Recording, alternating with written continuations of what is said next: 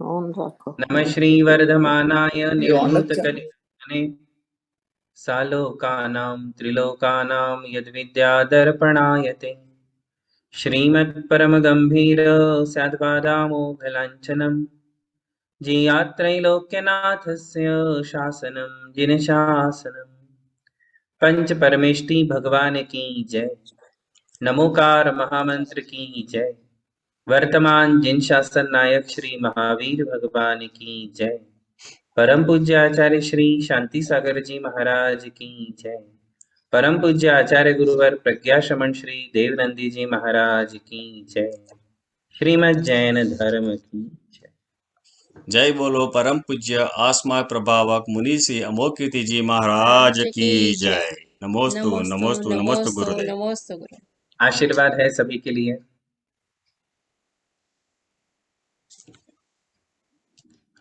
धर्म स्नेही बंधुओं, ABCD of Jain की हमारी जो क्लास है उसमें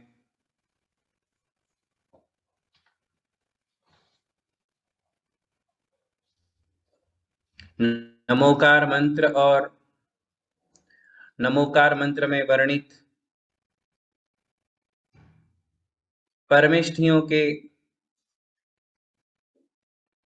संपूर्ण स्वरूप को समझने का हमने प्रयास किया है। हालांकि परमेष्ठियों के संपूर्ण स्वरूप को गणधरों के अलावा कोई जान ही नहीं सकता है, कह ही नहीं सकता है, किंतु उपलब्ध ग्रंथ और साहित्य में से जो समझ में आया उसे आप तक पहुंचाने का प्रयास किया है। अब हम आज से नए विषय की ओर आगे बढ़ेंगे।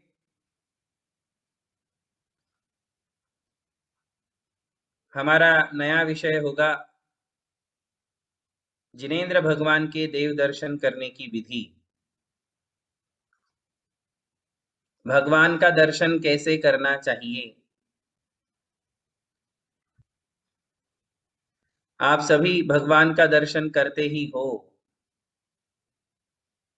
इसलिए आपको ऐसा लगेगा कि इसमें क्या नयापन है। दर्शन तो हम बचपन से करते हैं, है ना। बचपन से भगवान के दर्शन कर रहे हो ना। दर्शन के संस्कार तो सभी में है, और ये संस्कार थे इसलिए आपने न्यू जर्सी में जाकर के मंदिर बनाया। तो मैं ये कह रहा था कि हम लोगों ने मंदिर क्यों बनाए। मंदिर आराधना स्थली है, मंदिर हमारा श्रद्धा का स्थान है। वह एक ऐसा स्थान है जहां जाकर के हम अपने मन की प्रसन्नता को प्राप्त करते हैं। एक ऐसा स्थान है जहां हम अपनी श्रद्धा को समर्पित करते हैं। मंदिर के अलावा कहाँ जाओगे, किसके दर्शन करोगे, किसके सामने स्तुति करोगे, किसका अभिषेक पूजन करोगे। एक मंदिर ही ऐसा स्थान होता है जहां ऐसा लगता है कि हम कुछ ऊर्जा प्राप्त करते हैं, जहां हमारे लिए पुण्य प्राप्त होता है, ऊर्जा मिलती है, शक्ति मिलती है, उत्साह मिलता है, धैर्य मिलता है ना। ऐसा फील होता है कि नहीं, कि भगवान के सामने जाकर खड़े होकर भगवान के दर्शन करके उनसे बातें करने से, भगवान के साथ बात करने से, अपने मन की बातें कह देने से हमारा मन हल्का हो जाता है। सभी को ये फील होता है, सभी लोग ये फील करते हैं कि हम मंदिर में जाकर अपना मन हल्का करते हैं। मालूम है कि हमारे मंदिर की जिन प्रतिमा से कोई रिप्लाई मिलने वाला नहीं है, किंतु फिर भी हमें विश्वास है कि ये जिन प्रतिमा ऐसे फिजिकली कोई रिप्लाई भले ही ना दे, भले ही वो प्रतिमा हमसे बात ना करे क्योंकि वो अचेतन है, किंतु उसमें हमने जो प्राण प्रतिष्ठा की है, भगवान की स्थापना की है, उसने एक विश्वास जगाया है कि हमारे मंदिर में भगवान है, हम उसे प्रतिमा कम भगवान अधिक कहते हैं ना। भगवान के दर्शन करो, भगवान की स्तुति करो, कहते हैं ना कि प्रतिमा प्रतिमा कहते नहीं। प्रतिमा होने के बाद भी हम उन्हें भगवान ही कहते हैं। हमारे अंदर वो विश्वास है, अटल विश्वास है, अटल श्रद्धा है कि भगवान के पास जाकर के जब मैं अपनी बात कहता हूं तो मेरा मन हल्का हो जाता है। ऐसे लगता है कि प्रतिमा जी से, भगवान से मुझे आशीर्वाद मिल रहा है, भगवान से मुझे गाइडलाइन मिल रही है, भगवान से मुझे रास्ता मिल रहा है, भगवान से मुझे धैर्य मिल रहा है, शक्ति मिल रही है, कुछ निर्णय लेने की क्षमता मुझ में आ रही है, डिसीजन पावर। ऐसा हमें फील होता है, और ये फील होगा उन्हीं को जिन लोगों ने प्रतिमा में भगवान को देखा है। जो लोग प्रतिमा में भगवान को देखते हैं, उन लोगों को 100% रिप्लाई अपने जीवन में मिलेगा ही मिलेगा, है ना। जो लोग ये विचार करते हैं कि ये तो प्रतिमा है, ये तो पत्थर है, ये तो अचेतन है, बंधुओं, ऐसे लोगों ने तो मंदिर में जाना ही नहीं। जो भगवान में पत्थर को देखते हैं, उन्होंने मंदिर नहीं जाना, वो उल्टा पाप कमा के आएंगे। जो लोग भगवान में पत्थर को देखते हैं, उन्होंने मंदिर नहीं जाना। आचार्य कहते हैं कि प्रतिमा में पाषाण की बुद्धि, प्रतिमायाम शैल बुद्धि। देखो एक श्लोक बताता हूं। प्रतिमायाम शैल बुद्धि, गुरुणाम च मानुषी, मंत्रे च अक्षरी बुद्धि, त्रयाणाम नारक स्थिति। क्या श्लोक बताया है? प्रतिमायाम शैल बुद्धि, गुरुणाम च मानुषी, गुरुणाम च मानुषी, मंत्रे च अक्षर बुद्धि, त्रयाणाम नारक स्थिति। इसका अर्थ है जो लोग प्रतिमा में शैल बुद्धि रखते हैं, शैल शब्द का अर्थ है पाषाण, ये संस्कृत का शब्द है शैल, शैल यानी पत्थर, शैल यानी पाषाण। जो लोग जिन प्रतिमा में पाषाण की बुद्धि रखते हैं कि ये तो पत्थर है, ये तो पीतल है ना, ऐसा जो कहते हैं ये क्या देने वाले हैं, ये तो पत्थर है। देखो ये बात अलग है कि हमारे मुंह में से निकल जाता है कि हमारे मंदिर जी में मार्बल की प्रतिमा विराजमान है, ऐसा कह देने से कोई दोष नहीं लगेगा, क्योंकि मन में भगवान के प्रति अनास्था या अश्रद्धा का भाव नहीं है। वो एक वर्णन आपने किया, हमारे मुंह से ऐसा वर्णन हुआ या वो निकला, या हमने कहा कि हाँ हमारे यहाँ मंदिर है, हमारे मंदिर में जो है हम लोगों ने मार्बल की जिन प्रतिमा बना करके विराजमान की है, कोई दोष नहीं। दोष कहाँ उत्पन्न होता है मालूम है? मन में। जहां अश्रद्धा है, प्रमत्तता है, अश्रद्धा का भाव है, तिरस्कार के भाव है, नास्तिकता के भाव है, तो दोष लगना ही लगना है। और उस नास्तिकता में क्या शब्द निकलते हैं? अरे ये कोई भगवान है, ये तो पत्थर है, ये क्या देने वाले हैं। ये एक पहली बात। गुरु नाम च मानुषी, और निर्ग्रंथ मुनियों को देख करके जो कहते हैं अरे ये भी तो हमारे जैसे ही आदमी है, इंसान है, इनको नमस्कार करने की क्या जरूरत है भाई, ये भी तो जैसे हम इंसान वैसे ये इंसान, जो हमारा स्ट्रक्चर वो इनका स्ट्रक्चर। गुरु को देख करके जो ये कहते हैं कि ये भी हमारे जैसे हैं, ऑर्डिनरी इंसान हैं, सामान्य आदमी हैं, हमारे और इनमें कोई अंतर नहीं है, इसलिए इनको क्या नमस्कार करना है। और तीसरी बात, मंत्रों को पढ़ करके जो मंत्रों को कहते हैं ये तो अक्षर हैं, जैसे मेरी हिस्ट्री की किताब में, केमिस्ट्री की किताब में, फिजिक्स की किताब में लेटर्स होते हैं, वैसे ये लेटर्स हैं। जैसे आपके सामने मंत्र है ओम ह्रीम श्रीम क्लीम ऐं अरहम ब्लूम नमः, ऐसा कोई मंत्र सामने आया तो कहने वाला क्या कह सकता है? इसमें क्या मंत्र जैसा क्या है, इसमें क्या चमत्कार है, इसमें क्या मैजिक है, इसमें कौन सा अतिशय है। जैसे वर्णमाला में अल्फाबेट्स होते वैसे ये अल्फाबेट्स है। तो मंत्रों में केवल अल्फाबेट्स को देखने वाले, अक्षरों को देखने वाले, त्रयाणाम नारक स्थिति, इन तीनों की नारक स्थिति, नरक स्थिति पक्की है। ऐसा श्लोक में आया हुआ है। धर्म स्नेही बंधुओं, भगवान में पत्थर को नहीं, पत्थर में भगवान को देखें। किसमें किसको देखना है? पत्थर में भगवान को देखना है। और जो पत्थर में भगवान को देखते हैं वे ही आस्तिक कहलाते हैं। जो भगवान में पत्थर को देखते हैं वे ही नास्तिक कहलाते हैं। आस्तिक और नास्तिक की इससे और अच्छी परिभाषा कोई हो ही नहीं सकती। और जो लोग जिन प्रतिमाओं में जिनेंद्र के दर्शन करते हैं, स्थापना निक्षेप को समझते हैं, निक्षेप मूढ़ नहीं है। ऐसे लोगों को क्या कहते हैं? जो लोग भगवान में पत्थर को देखने वाले लोग क्या कहलाते हैं? निक्षेप मूढ़, जिन्हें जैन धर्म के विज्ञान का ज्ञान नहीं है, जैन फिलॉसफी का ज्ञान नहीं है, जैन सिद्धांत का ज्ञान नहीं है, वे लोग ऐसा कह सकते हैं। वो लोग अपने घरों में जो एल्बम है उस एल्बम को तो कभी मना नहीं करेंगे। उसमें ये कहेंगे कि देखो ये मेरी पत्नी है एल्बम में, ये मारो डिक्रो छे, ये मारा लगनना फोटो छे, एनामां ये मारा बाबा दादाजी छे, ये मारो डिक्रो छे, ये मारो भाई छे। ऐसा दिखाते हो ना एल्बम में। अब बताओ एल्बम में तुम्हारे भाई और दादा और पत्नी और डिक्रे है क्या? है? नहीं, वो भी तो फोटो ही है। फोटो में डिकरा कहां से आ जाएगा? किंतु हम कहते हैं, इसी को स्थापना निक्षेप कहते हैं। क्या कहते हैं? स्थापना निक्षेप। और हम उसका अभिनय नहीं करते। फोटो होने पर भी अपने दादाजी की, दादी की, पत्नी की, माँ बाप की यदि फोटो है तो हम उसका अभिनय नहीं करते, उसको जमीन पे फेंकते नहीं है, उस पे पाँव नहीं रखते, उस पे थूकते नहीं है। और कोई ऐसा करे तो हम उससे झगड़ पड़ते हैं कि यदि आपकी कोई मनपसंद फोटो को कोई फाड़ दे, फेंक दे, छुपा दे तो आपको संकल्प विकल्प होते हैं, संक्लेश होता है कि नहीं होता है?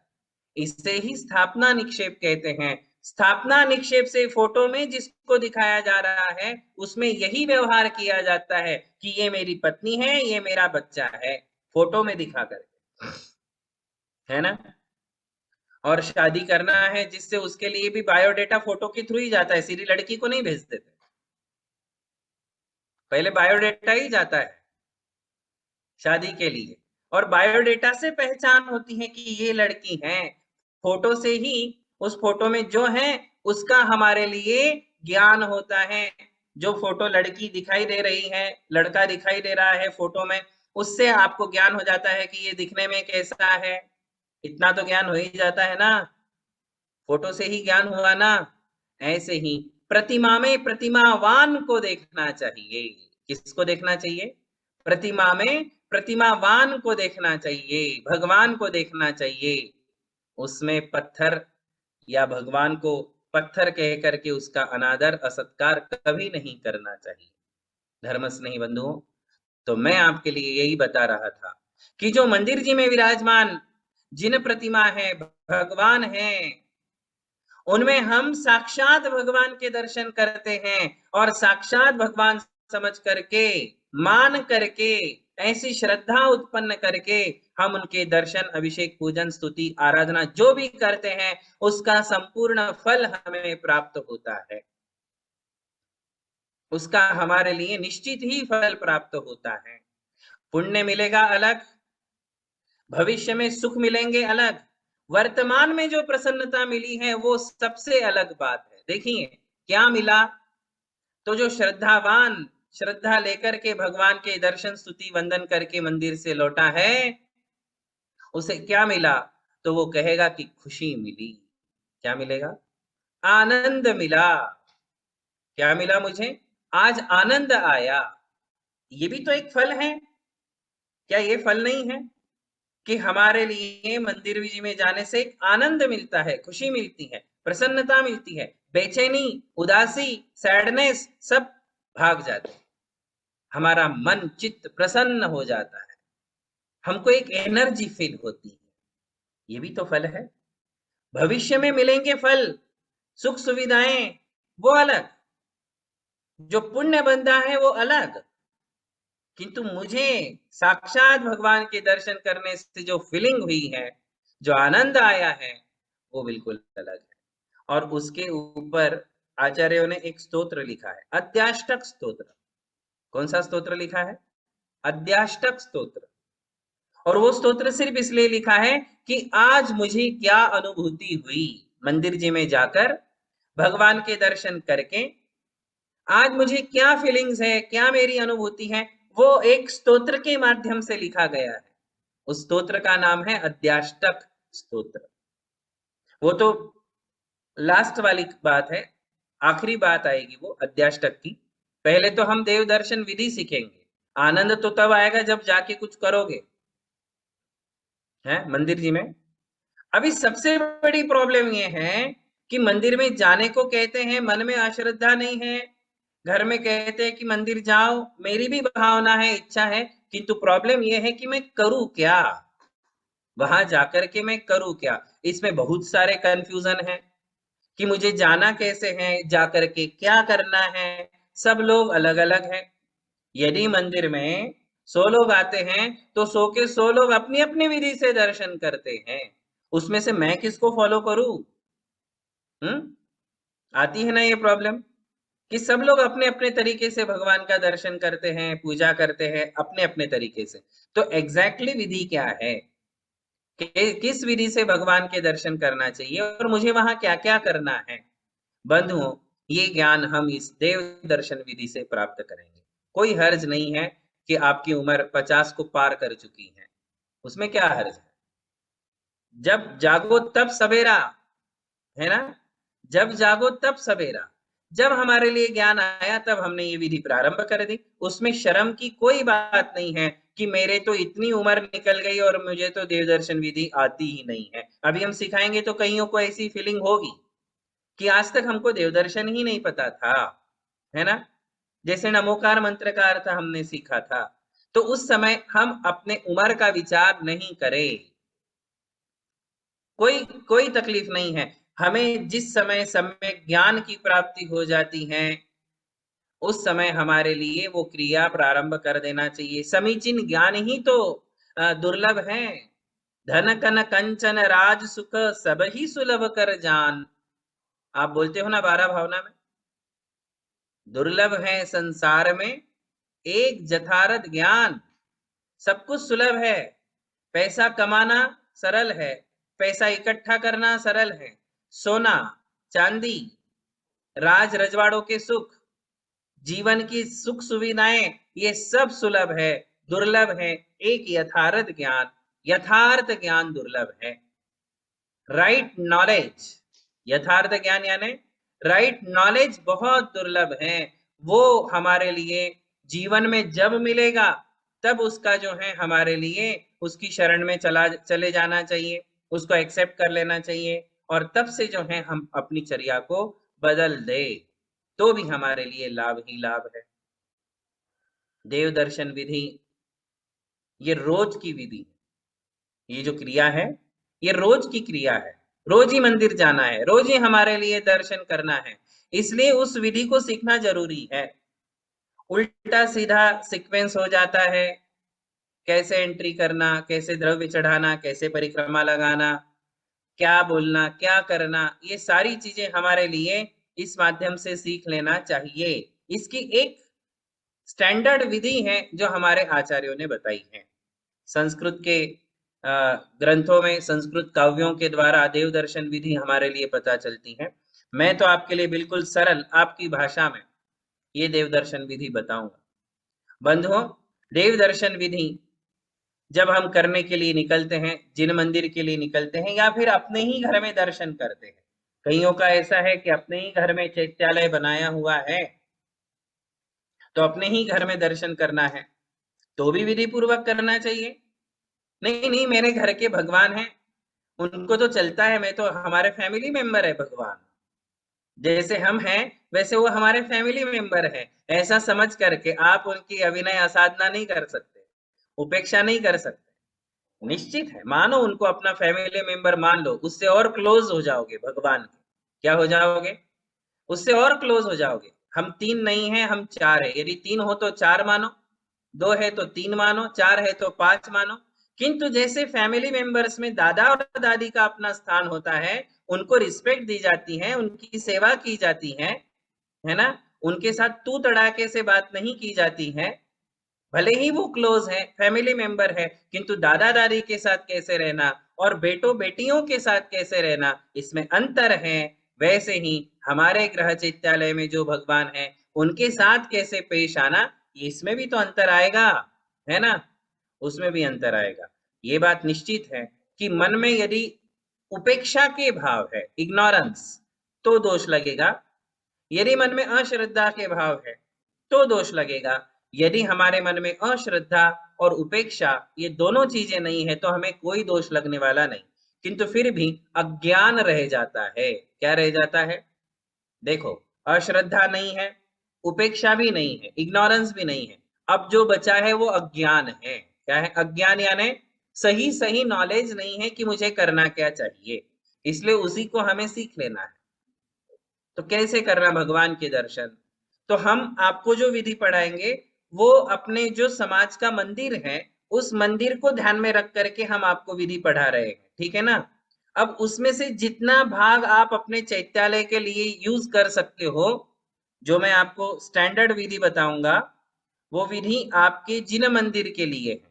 तीर्थों पे जाओगे तो वहां मंदिर है, सिद्ध क्षेत्र में, तीर्थ क्षेत्र में, या हमारे समाज के मंदिर में, उस मंदिर के लिए मैं आपको विधि सिखाऊंगा, क्योंकि वो जरूरी है।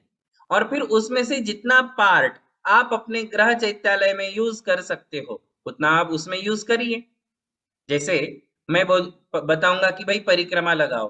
अब ग्रह चैत्यालय में अक्सर परिक्रमा नहीं होती है, क्योंकि दीवार से लग करके हमारे मंदिर ग्रह चैत्यालय होते हैं, तो वहां नहीं कर पाते हैं। तो कोई बात नहीं, जब अभिषेक के लिए भगवान को नीचे उतारेंगे, पीठ में विराजमान करेंगे, तब 3 परिक्रमा लगा लेंगे। अन्यथा तो हम परिक्रमा ग्रह चैत्यालय में नहीं लगा पाते हैं।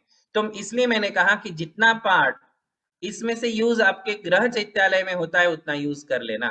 बाकी ये जो विधि है ये स्टैंडर्ड विधि है। जिनेन्द्र, जिन मंदिर के लिए ये विधि बताई गई है तो उसको हम अभी सीखे। तो देव दर्शन विधि में क्या क्या किया जाता है हम इसे अभी से स्टार्ट करेंगे। सबसे पहले तो आचार्य कहते हैं स्नानानुस्नान शुद्धो। क्या कहा है? स्नान करके शुद्ध हो जाना चाहिए।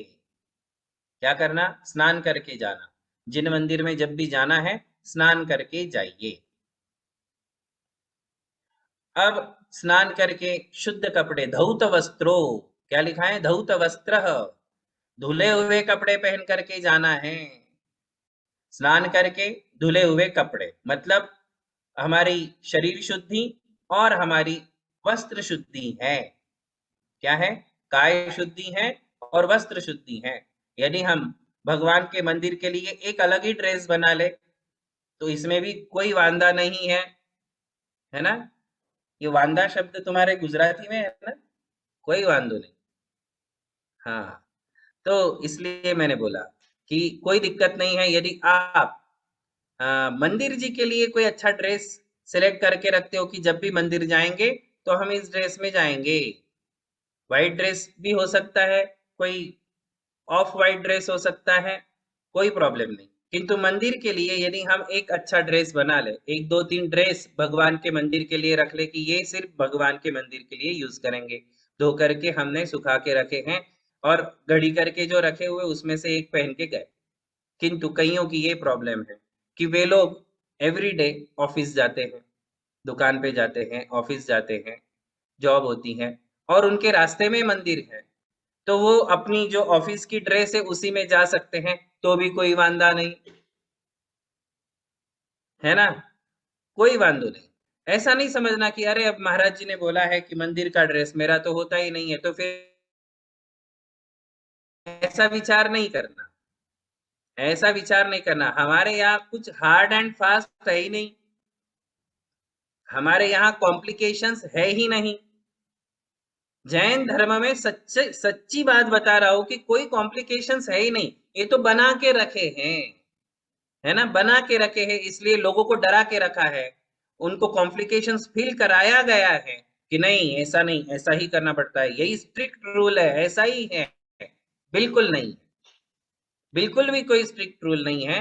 आप जो अपने कपड़े हैं, ऑफिस का ड्रेस है, उसमें भी मंदिर जा सकते हो, दर्शन करने में कोई बाधा नहीं है, कोई तकलीफ नहीं है। किंतु मंदिर जाना जरूरी है। हमारे यहाँ क्या है, मंदिर क्रिया करना जरूरी है, क्रिया करने से हमारे लिए पुण्य होने वाला है, क्रिया करने से हमारे लिए फायदा होने वाला है। यदि किसी चीज के पीछे अटक करके हम क्रिया को ही छोड़ दे, अरे जैसे फॉर एग्जाम्पल यही बात है कि भाई ये कपड़े का विकल्प यदि आपके दिमाग में किसी ने डाल दिया कि अरे ऑफिस वाले कपड़े में मंदिर क्यों जाते हो, और ये विकल्प आपका बन गया, इसके पीछे आपने छोड़ दिया मंदिर जाना। समझाने वाले ने ये नहीं सोचा कि इसकी क्रिया बंद हो जाएगी, ये मंदिर ही जाना बंद कर देगा। तो ये दूरदृष्टि से विचार नहीं किया गया है। और आप पूछो कि शास्त्र में ऐसा कोई हार्ड रूल है क्या कि ऐसा ही होगा, नहीं, बिल्कुल नहीं है। भगवान का दर्शन करने के लिए ऐसा कोई रूल नहीं है कि शोले के कपड़े पहन के जाना है, व्हाइट ही ड्रेस पहन के जाना है, ऐसा कोई हमारे यहाँ नियम नहीं है। हाँ, अभिषेक पूजन के लिए जरूर वस्त्रों का नियम बताया गया है, मंत्रों में, अभिषेक पाठ में अभिषेक करने के लिए जरूर कपड़ों का उल्लेख है, किंतु मंदिर जाने के लिए ऐसा ही होना चाहिए, कोई नियम नहीं है। हाँ, यदि आप वैसा कर लेते हो तो अच्छी बात है ना। नहीं कर पाते हो तो देव दर्शन तो करना ही है, उसे नहीं छोड़ना। तो ये बात हमारे लिए समझना चाहिए।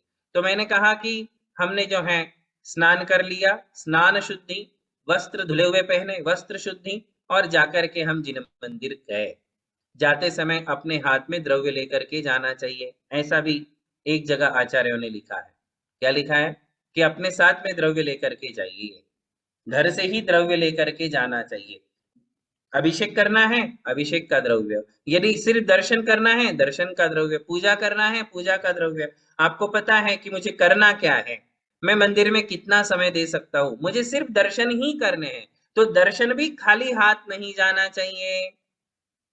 भगवान के मंदिर जब हम निकलते हैं, दर्शन करने निकलते हैं, तो इस बात का हमेशा ध्यान रखना, खाली हाथ कभी मंदिर में जाना नहीं, अपने साथ द्रव्य लेकर के जाना चाहिए।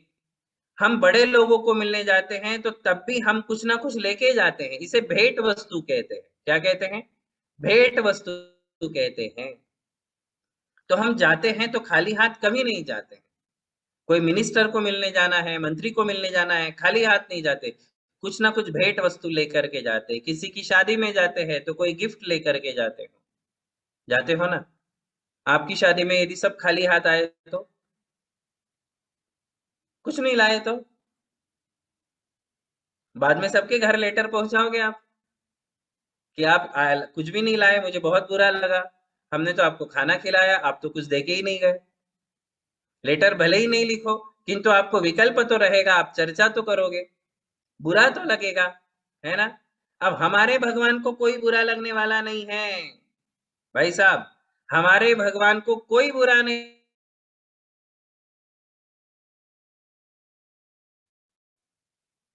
आप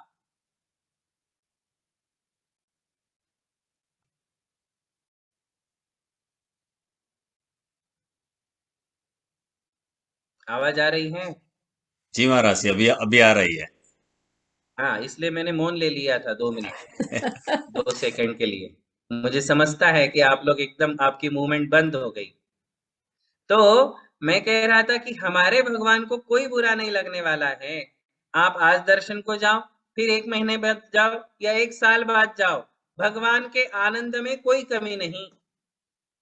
भगवान जो अपने स्वरूप में है, वीतरागता में है, अनंत सुख का अनुभव कर रहे हैं, उनके अनुभव में कोई कमी आने वाले नहीं। आप 1 साल में एक बार मुंह दिखाओ पर्यूषण में। कई लोग हैं, उन्हें भदैया कहते हैं, भदैया। क्या कहते हैं? भदैया। भदैया का मतलब जो भाद्रपद में ही जाते हैं, पर्यूषण में ही मुंह दिखाने जाते हैं, ऐसे लोगों को क्या कहते हैं? भदैया। हाँ, भदैया कहते हैं। और जो रोज जाते हैं उनको सदैया, जो कभी कभी जाते हैं उन्हें कदैया। ऐसे अलग अलग डिफरेंट क्वालिटी के लोग हैं अपनी समाज में, कोई भदैया है, कोई सदैया है, कोई कदैया है। तो कभी कभी जाने वाले भी हैं। किंतु आप रोज जाओ, भगवान खुश होने वाले नहीं। आप रोज 1 साल में 1 बार जाओ, भगवान नाराज होने वाले नहीं। भगवान तो वीतराग हैं, अपने स्वरूप में हैं, है ना? यही तो हमारे भगवान की सबसे बड़ी विशेषता है कि वो आपकी भक्ति से प्रसन्न नहीं होते हैं। क्षायिक दान जरूर देते, देखो भूलना नहीं। भगवान क्षायिक दान देते हैं, भगवान से हमारे लिए सब कुछ मिलता है, समझ रहे हो? किंतु वो ना खुश होते हैं ना नाराज होते हैं, ये उनकी वीतरागता है, ये उनकी क्वालिटी है। आप रोज 10 बार भगवान के सामने माथा रगड़ लो, भगवान हाथ उठाने वाले नहीं, भगवान तुम्हारी भक्ति से खुश होने वाले नहीं। आप कभी मत जाओ, भगवान कभी आप पर नाराज होने वाले नहीं। किंतु फायदा क्या है? जो जाएंगे उन्हें भगवान का क्षायिक दान मिलेगा, भगवान से सब कुछ मिलेगा। वो देते हैं, वो हंसते नहीं हैं, वो खुश नहीं होते, वो नाराज नहीं होते, किंतु देते हैं। इस सिद्धांत को कभी नहीं भूलना कि भगवान हमारे लिए भरपूर दान देते हैं, हमारे लिए जो चाहिए वो देते हैं, हमारे मनोरथ पूर्ण करते हैं। किंतु वे आप जैसा झूठा नाटक नहीं करते कि कोई आया तो खुश हो गए, मुंह स्माइल दे दी। आप स्माइल के अलावा कुछ नहीं देते हो, आप स्माइल के अलावा कुछ नहीं देते किसी को, और भगवान स्माइल नहीं देते, बाकी सब देते हैं। बताओ सही है ना? ऐसा ही है ना? भगवान स्माइल के अलावा सब कुछ देते, वो स्माइल नहीं देंगे, वो झूठी स्माइल देना पसंद नहीं करते कि आप आए तो हाँ खुश हो गए, स्माइल दे दी, जा भाई। और आप क्या करते हो? कोई भी आता है, स्माइल दे दी, बस इतना ही है मेरे पास, इसके अलावा कुछ नहीं। स्माइल के अलावा आपके पास कुछ है ही नहीं। उसकी बड़ी सुंदर 4 पंक्तियां हैं, अभी मेरे ध्यान में नहीं, मैं आपको नेक्स्ट टाइम वो वाली पंक्तियां बताऊंगा। बहुत सुंदर लाइनें हैं हिंदी में।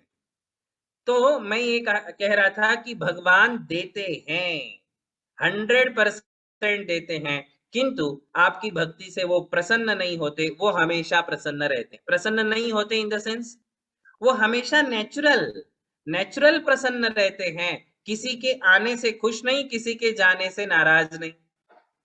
ये हमारे भगवान की क्वालिटी है, जो आपको किन्हीं अन्य धर्म संप्रदायों में नहीं मिल सकती है। यही सबसे बड़ी क्वालिटी है कि वो किसी के आने से खुश नहीं, किसी के जाने से नाराज नहीं, स्तुति करने वालों पर खुश नहीं, निंदा करने वालों पर नाराज नहीं। आई बात समझ में? तो ये हमारे भगवान की विशेषता है। तो मैं कह रहा था कि हमने स्नान किया वस्त्र शुद्ध करके और द्रव्य लेकर के गए। मैं यही बता रहा था कि द्रव्य लेकर के जाना, खाली हाथ नहीं जाना। जब भी मंदिर जाना है, कोई ना कोई द्रव्य अपने साथ होना चाहिए। द्रव्य में आप जो ले जा सकते हो, 8 द्रव्य आपके लिए बताए हैं। 8 द्रव्यों में से जितने द्रव्य आप ले जा सकते हो, 8 के 8 द्रव्य ले जाना सबसे अच्छी बात है। एक अर्घ्य तो चढ़ाओ, पूजा नहीं करोगे, पूजा नहीं करोगे, अभिषेक नहीं करोगे, सिर्फ दर्शन करना है। कम से कम एक द्रव्य तो पूरा ले जाओ, जिसमें जल, चंदन, अक्षत, पुष्प, नैवेद्य, दीप, धूप, फल है। थोड़ी थोड़ी क्वांटिटी में 8 द्रव्य है। उसमें से जल और चंदन तो मंदिर जी में मिल जाता है, अक्षत है, चावल, पुष्प है, फूल, नैवेद्य है, कोई एक स्वीट, दिया है, धूप है, फल है, कोई अच्छा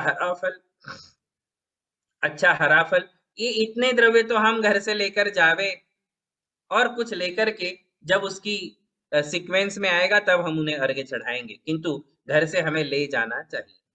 बंधु, यहाँ तक तो आज हमने देव दर्शन की भूमिका रखी है ना? ये तो मैंने इंट्रोड्यूस किया है आपको देव दर्शन विधि के साथ, कि देव दर्शन विधि की महिमा क्या है, क्यों करना चाहिए, क्या लाभ है। अभी तो लाभ हमने बताए नहीं, लाभ लास्ट में बताएंगे। किंतु ये देव दर्शन हमें विधि से, 2 चीजें, भक्ति और विधि, 2 चीजें कभी नहीं होना चाहिए। एक है अश्रद्धा और उपेक्षा, उपेक्षा यानी इग्नोरेंस। ये 2 चीजें कभी नहीं होना चाहिए, और 2 चीजें हमेशा होनी चाहिए। एक तो है भक्ति और एक है विधि। भक्ति तो आपके अंदर है, किंतु विधि का ज्ञान नहीं होता है, इसलिए फिर कैसी भी क्रम से हम भगवान का जो है आराधना कर लेते हैं, दर्शन वगैरह कर लेते हैं। तो विधि सीखना हमारे लिए अत्यंत आवश्यक है। तो यहाँ से हमने भूमिका प्रारंभ की है। अगली क्लास में जो है हम देव दर्शन विधि पर ही सीधे स्टार्ट करेंगे। शुरू से सभी लोग ज्वाइन हो जाए, सीधे देव दर्शन विधि ही स्टार्ट करेंगे। अगली क्लास में हम भूमिका नहीं रखेंगे, प्रस्तावना नहीं रखेंगे, सीधे देव दर्शन विधि ही शुरू करेंगे। ठीक है, आज इतना ही। बोलिए महावीर भगवान की